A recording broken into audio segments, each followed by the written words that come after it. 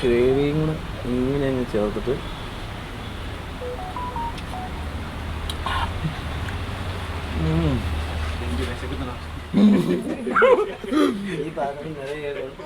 ചൂടുകൊണ്ട് പൊള്ളി എന്നാലും. നമ്മളിപ്പോഴും ഉള്ളത് കഴക്കൂട്ടം കോവളം ഹൈവേക്ക് തൊട്ടടുത്തുള്ള സർവീസ് റോഡിലാണ്. ഒരു special food plus chicken platter combo അത് കിട്ടുമെന്നറിഞ്ഞു വന്നതാണ്.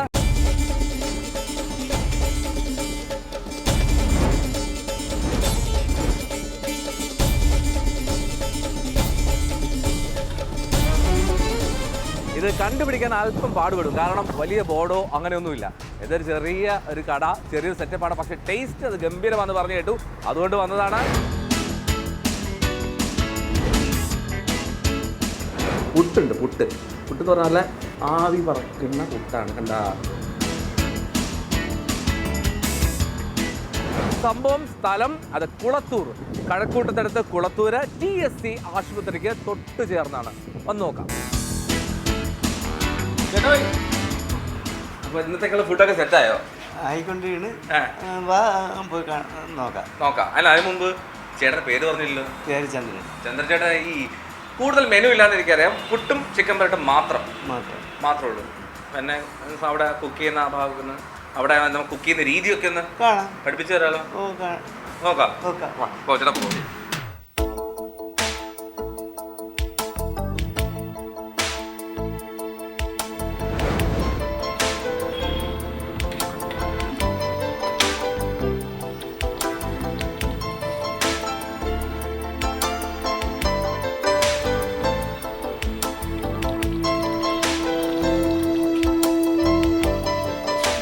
രാവിലെ എത്ര മണിക്ക് തുടങ്ങണം? രാവിലെ 9 മണി തൊട്ട് രാത്രി 10 മണി വരെ ഉണ്ട്. പുട്ടും ചിക്കനും മാത്രമേ ഉള്ളൂ. ഇതാണ് ഉള്ള. ഇതിന് നാടൻ കോഴി ദിനം കഴിക്കാൻ വേണ്ടിയിട്ട് ആളുകൾ വരും. നമ്മൾ ഫ്രഷായിട്ട് വെച്ച് കൊടുക്കും. അതാണെങ്കിൽ ചൂട് പുട്ട് അപ്പോഴാണ് വെച്ച് കൊടുക്കുക. ആദ്യം തൊട്ട് ഇതായിരുന്നോ പരിപാടി? അല്ലല്ല, ഞാൻ ടൈലറായിരുന്നു. ഗൾഫിലൊക്കെ പോയിട്ട് അന്ന് ഇപ്പോഴും ഒരു 15 വർഷമായി ഇത് തുടങ്ങിയിട്ട്. മുൻപ് ഊണൊക്കെ ഉണ്ടായിരുന്നു. ഇപ്പം വീട്ടുകാർക്ക് വയ്യാതുണ്ട്, അത് ഊണ് മതിയാക്കി. അപ്പോൾ ഇത് മാത്രമേ ഉള്ളൂ, പുട്ടും ചിക്കനും മാത്രമേ ഉള്ളൂ. അതിൻ്റെ ഈ പുട്ടും ചിക്കൻ കോമ്പിനേഷൻ സെറ്റാക്കി അങ്ങനെ മറ്റുള്ളത് ചെയ്യാനുള്ള ബുദ്ധിമുട്ടുകളുണ്ട്. ആൾ ഇല്ല, ഞങ്ങൾ 2 ആളേ ഉള്ളൂ. ഇപ്പം പിള്ളേർക്ക് സഹായിക്കും എന്നേ ഉള്ളൂ. പുട്ട് ചിക്കൻ അപ്പോൾ ബീഫോ അല്ലെങ്കിൽ പിന്നെ മീൻകറിയോ അങ്ങനെ പലതും ആക്കാറുണ്ടല്ലോ. എന്താ പുട്ട് നാടൻ കോഴി പരട്ടെന്ന് തീരുമാനിച്ചു? നാടൻ കോഴി മാത്രം വയ്ക്കാം എന്ന് കരുതി. നേരത്തെ ഉണ്ട്, 15 വർഷം കൊണ്ട് നാടൻ കോഴി മാത്രമുണ്ട്. നാടൻ കോഴി മസാല ആയിരുന്നു. ഇപ്പോഴാണ് ഉള്ളിയൊക്കെ ഇട്ട് വയ്ക്കുന്നത്. അതിന് പ്രിയമുണ്ട് ആളുകൾക്ക്, അങ്ങനെ അത് തന്നെ വയ്ക്കുന്നു. ഓക്കെ. അപ്പോൾ ഇതിൻ്റെ ഒരു സെറ്റപ്പ് എങ്ങനെയാണ് അതിൻ്റെ ഒരു ട്രേഡ് സീക്രട്ട് പരസ്യമാക്കാൻ പറ്റുമോ? പരസ്യമാക്കാൻ വേറെ ഒന്നുമില്ല. നമ്മൾ സാധാരണ പണ്ട് മുതൽക്ക് വീടുകളിൽ വയ്ക്കുന്ന കണക്കാണ്. കോഴി പിന്നെ കരിച്ച് വെട്ടിയത്. അതിൽ മുളകും മല്ലിയൊക്കെ നമ്മൾ സ്വന്തമായിട്ട് വാങ്ങിച്ച് പൊടിപ്പിക്കും, അല്ല റെഡിമെയ്ഡ് ഐറ്റങ്ങളല്ല. അതാണ് ഈ സ്വന്തമായിട്ട് പൊടിപ്പിക്കുന്നതിൻ്റെ ഒരു ഫീലും. അത് കണക്കിന് ഉള്ളി നല്ല മൂക്കണം, മൂത്തല്ലേ അതിന് ടേസ്റ്റ് കിട്ടും. ഉള്ളി മൂക്കുമ്പോഴത്തേക്ക് ശകലം ഇനിപ്പ് വരും. ചെറിയ ഉള്ളി സവാളയും കൂടി ചേർന്ന് മൂപ്പിച്ച് ഇറച്ചി വെന്തനുസരിച്ച് ആ മസാല കിട്ടും. അപ്പോൾ മസാല എന്ന് പറഞ്ഞാൽ നമ്മൾ സ്വന്തമായിട്ട് ഉണ്ടാക്കിയ സംഭവം. ഈ പറഞ്ഞ മല്ലിപ്പൊടിയാണെങ്കിലും മുളക് പൊടിയാണെങ്കിലും എല്ലാം ഉള്ളിയും വാട്ടി, ഇഞ്ചിയും പച്ചമുളകും ഉള്ളിയും വാട്ടി, അതിൽ മുളകും മല്ലിപ്പൊടിയും മാത്രമേ ഇടുള്ളൂ, വേറെ ഒന്നും ഇടാറില്ല. തേങ്ങ വറുത്തര അങ്ങനെ ഒന്നുമില്ല. മുളകും മല്ലിയും മഞ്ഞപ്പൊടി സഹിതം വാങ്ങിച്ച് പൊടിപ്പിക്കുന്നതിന്. ഗുട്ടൻസ് എന്ന് പറഞ്ഞാൽ സ്വന്തമായിട്ട് പൊടിപ്പിക്കുന്നതിൻ്റെ ഒരു കലർപ്പില്ലാത്ത അതിൻ്റെതായ വ്യത്യാസമുണ്ട്. അത് കണക്ക് തന്നെ തേങ്ങ എണ്ണയാണ് ഉപയോഗിക്കുന്നത്. തേങ്ങ എണ്ണ ആട്ടിയ എണ്ണയാണ് വെള്ളിന്നാണ് വാങ്ങുന്നത്. അപ്പോൾ കിട്ടുന്നത് തമിഴ്നാട്ടിൽ നിന്ന് വരുന്ന എണ്ണയല്ല, ഇവിടെ ആട്ടുന്ന എണ്ണയാണ് വാങ്ങുന്നത്. 240 രൂപയാണ് 1 കിലോയ്ക്ക്. എണ്ണയാണ് വാങ്ങിച്ച് ഉപയോഗിക്കുന്നത്. കാര്യം ഇത് നമ്മുടെ വീട്ടിലും ഉപയോഗിക്കുന്നത്. കൊടുക്കുന്നത് നല്ല വൃത്തിയായി കൊടുക്കണം. ഒരൈറ്റം ഉള്ളെങ്കിലും അത് വൃത്തിയായി കൊടുക്കണം. ഒരുപാട് ഐറ്റം വെച്ച് കൊള്ളില്ല എന്ന് പറയുന്നതിനേക്കാൾ ഇത് മാത്രം മതി. എല്ലാം കൂടി ചെയ്യാനുള്ള ആരോഗ്യശേഷിയില്ല.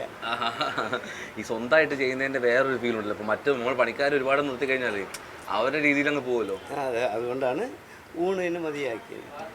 വീട്ടുകാർക്ക് വയ്യ, പിന്നെ എല്ലാം കൂടി ഇച്ചിരി പിടിച്ച് ചെയ്യാൻ കഴിയില്ല. അങ്ങനെ ഊണ് മതിയാക്കി. ഊണ് മതിയാക്കിയിട്ട് ഇപ്പോൾ 7-8 വർഷമാകുമ്പോൾ കാര്യം കൈയൊക്കെ വയ്യ, അങ്ങനെയാണ് മതിയാക്കി. അല്ല, ഈ ടൈലറിങ് പരിപാടി എന്താ നിർത്തിയ? പിന്നെ ഗൾഫിലൊക്കെ പോയി ടൈലറിങ് ചെയ്തു. ഗൾഫിൽ പോയി ഇത്രയും നാളായില്ലേ, 40-45 വർഷം ടൈലറിങ് പണി ചെയ്തില്ലേ. 40-50 വർഷത്തിനോട് അടുത്ത്. അല്ല, ഇതേ ഈ ടൈലറിങ്ങും ഈ കുക്കിങ്ങും ഒരു ചേർച്ചയില്ലല്ലോ. ചേർച്ചയില്ല. അല്ല, വന്ന് പിന്നെ ജീവിക്കണമല്ലോ. പണ്ടൊരു താല്പര്യം ഉണ്ടായിരുന്നു ഈ കുക്കിങ്ങിനോട്? അങ്ങനെയല്ലേ, കഴിക്കും എന്നുള്ളതേ. ഇപ്പം ഇവിടെ വന്ന് നമ്മൾ അത് ജീവിക്കാൻ വേണ്ടിയിട്ട് അത് ചെയ്യുന്നു. ടൈലറിങ് പണിയൊക്കെ പ്രായങ്ങളിൽ ചെന്നപ്പം കണ്ണൊക്കെ പോവില്ലേ, ഒരു കണക്കിൽ ചെയ്യാൻ കഴിയില്ല തയ്യൽപ്പണി. അതുകൊണ്ട് അതൊക്കെ മതിയാക്കി. ഒരുപാട് പേര് 70 വയസ്സിനോട് അടുത്തില്ലേ? എത്ര? 70 വയസ്സായി. കണ്ടാ പറയില്ലല്ലോ. ഒരുപാട് പേര് ഇപ്പോൾ ഈ റീല്, ഇൻസ്റ്റാഗ്രാം എന്നൊക്കെ പറഞ്ഞിട്ട് ഒരുപാട് സോഷ്യൽ മീഡിയ ഒക്കെ അങ്ങനെ കണ്ട് ഒരുപാട് പേര് വരുന്നുണ്ടല്ലോ. ഒരുപാട് പേര് വരുന്നുണ്ട്. അങ്ങനെ ഇത് കണ്ട് ഒരുപാട് നിറയെ ആളുകൾ വരുന്നുണ്ട്. ഞാനൊരു കാര്യം ചോദിക്കട്ടെ, ഈ എന്താ വലിയ ഒരു ബോർഡൊന്നും ഫ്രണ്ടിൽ വെക്കാത്ത? ചെറിയ ബോർഡേ ഉള്ളു. പിന്നെ അന്ന് മുതലേ അറിഞ്ഞ ആളുകൾ വരുന്നുണ്ട്. ടെക്നോ പാർക്കുകാരൊക്കെ കഴിക്കാൻ വരും. അങ്ങനെ അറിഞ്ഞ് വരുന്നുണ്ട്. നിറയെ ആളുകൾ ആറ്റിങ്ങിൽ നിന്ന് അവിടെ നിന്ന് ഇവിടെ നിന്ന് ട്രിവാൻഡ്രത്തുനിന്നൊക്കെ നിറയെ ആളുകൾ വരുന്നു. ഇവിടെ നിന്ന് വാങ്ങിച്ച കഴിക്കുന്ന ആളുകൾ വീണ്ടും വന്നുകൊണ്ടിരിക്കും. ഈ നാടൻ കോഴി ഇഷ്ടംപോലെ കിട്ടാനുണ്ടോ ആവശ്യത്തിന്? ചന്തയിൽ നിന്ന് വാങ്ങിച്ചുകൊണ്ടിരുന്നതാണ്. പോത്തക്കോട് ചന്തയിൽ നിന്ന്, കിളിമാനി ചന്തയിൽ നിന്നൊക്കെ വാങ്ങിച്ചിട്ടുണ്ട്. പെണ്ണുങ്ങൾ പോയി വാങ്ങിച്ചിട്ടുണ്ട്. അത് കട്ട് ചെയ്ത് ഒരു ദിവസം എത്ര കോഴീനെ തട്ടും? ഒരു 10-25 25 കോഴിയുടെ പെരട്ടുണ്ടാക്കും അല്ലേ? ഈ അവസാനം എന്തെങ്കിലും പച്ചവെളിച്ചെണ്ണ ഒഴിക്കൽ അങ്ങനെയൊക്കെ ഉണ്ടോ? ഒന്നുമില്ല.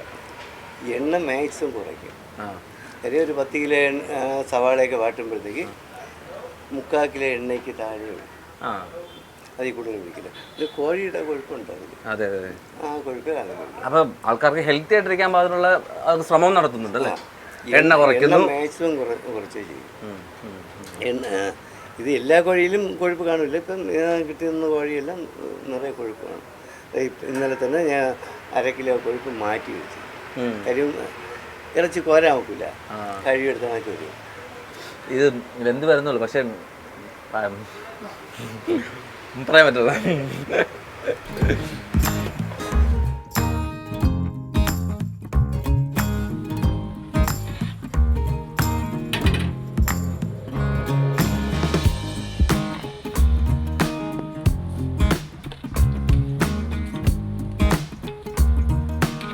ഈ മസാല അപ്പോൾ നേരത്തെ വാട്ടി സെറ്റാക്കി വെക്കും അല്ലേ?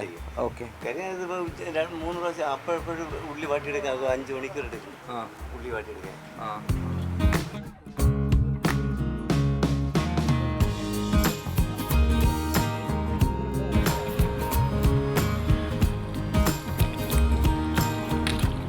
രാവിലെ 9 മണി തൊട്ട് രാത്രി 10 മണി വരെ ഉണ്ട്. പിന്നെ തീരുന്ന കണക്കാക്കി.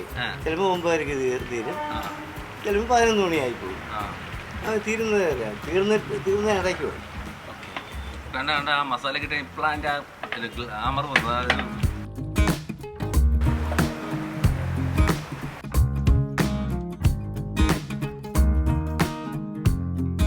ഓ മണമാണ് അതിൻ്റെ ഒരു എന്താ പറയുക. ഇങ്ങനെ ഞാൻ ഇത്രയും നേരം ഉണ്ടല്ലോ, ഞാൻ അടുത്തിരുന്ന് ചോദ്യം ചോദിച്ചപ്പോഴും ഇങ്ങനെ പലപ്പോഴും ബുദ്ധിമുട്ടിയത് ഈ നാക്കിൽ ഇങ്ങനെ വെള്ളം വന്നിട്ട്. അതായത് ചൂടാണ് എന്നാലും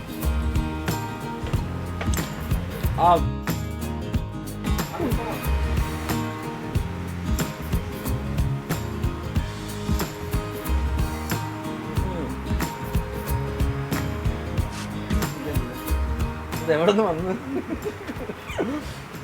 അല്ല ഉള്ളി, സവാള, പിന്നെ ഇഞ്ചി പച്ചമുളക് അല്ലേ, അതിനെല്ലാം കിട്ടുന്നുണ്ട്. മൂത്തിട്ട് ഉള്ളി ഇട്ട് അത് നല്ലവണ്ണം വെള്ളം വറ്റി മൂക്കണം. മൂത്തിട്ട് മസാല ഇട്ടോളും, മുളക് മല്ലി ഇട്ടിട്ട് പിന്നെ അതിലിട്ടുള്ള കരിഞ്ഞു പോകും. ഇത് ഇറച്ചി വ്യാപിച്ച് അതിലിട്ട് പച്ച സംസാരിച്ച് ഞാൻ കഴിക്കാം. ഗ്രേവിയും ഇങ്ങനെ ചേർത്തിട്ട്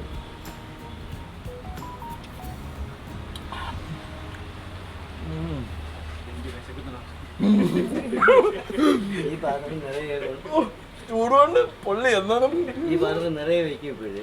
അത് വെട്ടിക്കൊണ്ടുവന്ന് ഇത്രയെ കൊണ്ടുവന്നുണ്ട്.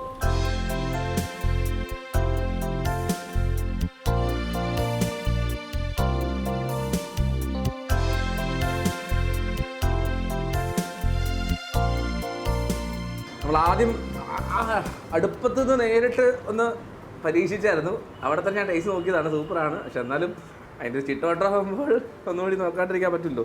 പുട്ടുണ്ട്, പുട്ട് എന്ന് പറഞ്ഞാൽ ആവി പറക്കുന്ന പുട്ടാണ്. കണ്ട ആവി പൊങ്ങനെ കണ്ട. ഇനി ആ പുട്ടിലേക്ക് ഇതിങ്ങനെ ഇങ്ങനെ കുറേശ്ശെ ഇട്ടിട്ട്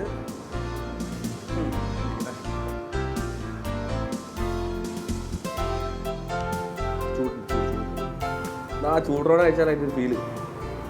ഒരു കഷ്ണം ഇങ്ങനെ എടുത്ത് വെച്ചിട്ട് ആ പുട്ടിങ്ങനെ കറിവേപ്പിലേക്ക് ഇങ്ങനെ മാറ്റി വെച്ച് ആ പുട്ടിങ്ങനെ ഗ്യാരണ്ടി കഷ്ണം ചെറുതായിട്ട് ഒന്നും എടുത്ത് ഇതാ